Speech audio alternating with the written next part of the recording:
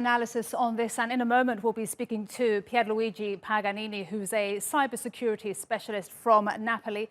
But first, let's go to Tehran and speak to Mohammad Marandi, who's a professor at Tehran University. Gentlemen, welcome to both of you. Mohammad Marandi, why was this allowed to happen at one of the country's main nuclear plants?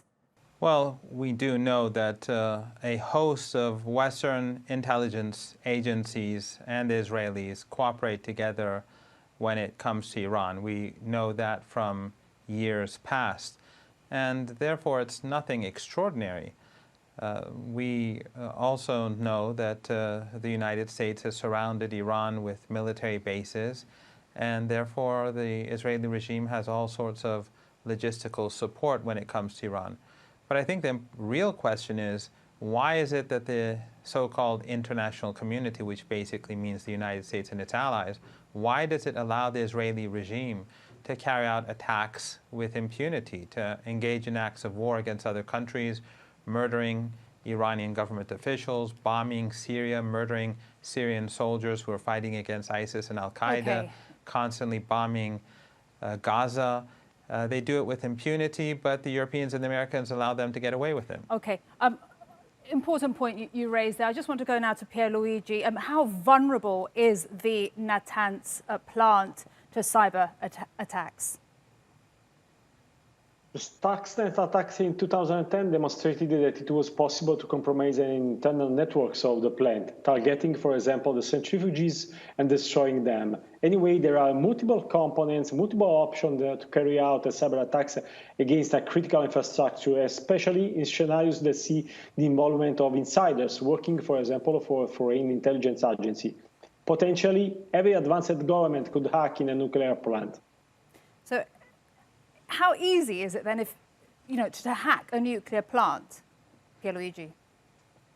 It's not easy, because nuclear plants are very complex infrastructures with a large number of potential vulnerable systems, such as the ECS, industrial control processes, and SCADA.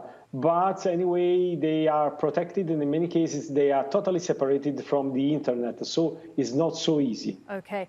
Back to you, Mohammad Marandi. Iran has said it will retaliate, but can it stop another attack like this?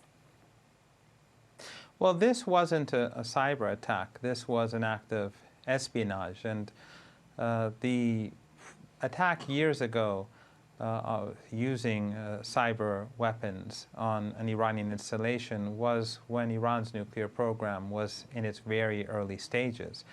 One of the halls was damaged in this attack out of the 4 or 5 halls that exist in Natanz, and it was the hall with the old centrifuges, and these centrifuges will be replaced by new ones. And of course, when IAEA inspectors are constantly coming and going, I think that it's easy to imagine how intelligence could be given to, or provided to foreign players. But the Iranian retaliation can take 2 forms. One is that Iran will intensify its nuclear program. As I said, they're going to replace these old centrifuges with new, highly developed centrifuges, none of which were damaged, the IR-9, 8, 6, and 5s. And that will be one pushback, because no one here believes that the Americans were not involved. In all previous attacks and operations, Israelis and Americans worked together. Okay. So the Iranians will, that's one response. The second response could be a military response, or some response which would be outside of Iranian borders. Okay. Pierluigi, if it is a cyber attack, can Iran prevent another one from happening? In my opinion, it's essential to implement a security by design approach when dealing with the critical infrastructure, and it's essential to implement a zero-trust model. This means that every single risk, every single attack scenario has to be considered and the necessary controls and countermeasures have to be implemented. I can tell you that the Iranian cyber capability are rapidly growing. We have observed numerous cyber espionage operations that have been attributed to Iran-linked APT groups in the last couple of years.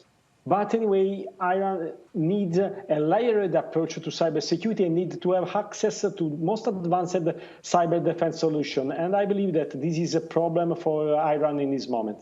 All right, we will leave it there. Gentlemen, thank you very much indeed. Pierluigi Paganini and Mohammad Marandi, thank you, both of you. Pleasure.